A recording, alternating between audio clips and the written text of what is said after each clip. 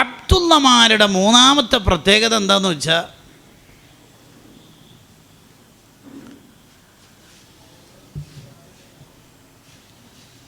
അവർ സുന്നത്തുകൾ കൊണ്ട് ജീവിതത്തെ സമ്പന്നമാക്കിയവരായിരിക്കും. അള്ളാഹുവിലേക്ക് എത്തിച്ചേരാനുള്ള ഏക വാതിൽ സുന്നത്തുകളുടെ അധ്യായമാണ്. വേറെ ഒരു വാതിലും ലോകത്തില്ല. ജുനൈദുൽ ബഗ്ദാദി റളിയല്ലാഹു അൻഹു മഹാനവറുകൾ നമുക്ക് പഠിപ്പിച്ചു തരുന്ന ഒരു അധ്യായമാണ്.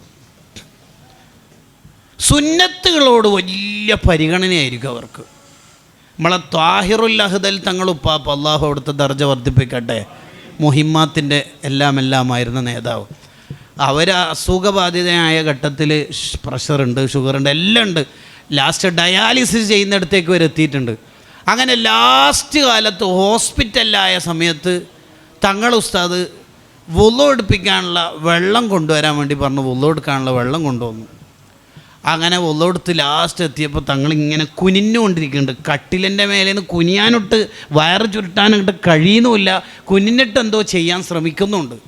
അപ്പോൾ ശിഷ്യന്മാർ വെച്ച് എന്താ ഇപ്പോൾ തങ്ങൾ ചെയ്യാൻ ശ്രമിക്കണം, എന്തോ കയ്യായിക്കുണ്ടല്ലോ, കുറേ തവണയാണല്ലോ കുനിയണത്. അതിപ്പോൾ കാല് കഴുകുന്ന സമയത്ത് കാലിൻ്റെ വിരലുകൾക്കിടയിൽ ഇടത്തേക്ക് അതിൻ്റെ ചെറുവിരലുകൊണ്ട് ചിക്ക കറ്റുക എന്നുള്ള സുന്നത്തില്ലേ, ആ സുന്നത്ത് എടുക്കാൻ ശ്രമിക്കണം. പക്ഷെ നമുക്ക് നടക്കുന്നില്ല എന്ന് പറയുന്നുണ്ട്.